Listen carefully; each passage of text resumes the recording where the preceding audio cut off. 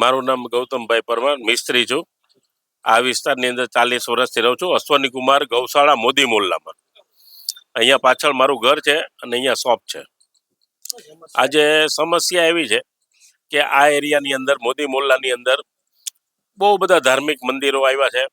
સારા સારા અમે લોકો દુકાનો લઈને કામ કરીએ છીએ, પણ અહીંયા આવારા તત્વો દારૂ વેચે છે, ડ્રગ્સ વેચે છે, ગાંજો વેચે છે અને એનું કોઈ સાંભળવાળું નથી.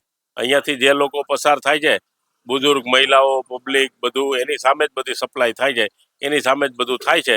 એમ પોલીસવાળાની રહેમ નજર નીચે બધું ચાલે છે, પણ કોઈ અહીંયા આવતું નથી. બરાબર.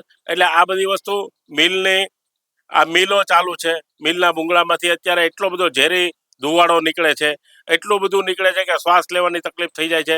ટેરેસ પર જઈએ તો ટેરેસ ઉપર ધુવાડાના ગોટે ગોટાના બધા રજકરણ પડી હોય તોય કોઈ સાંભળવાવાળું છે નહીં.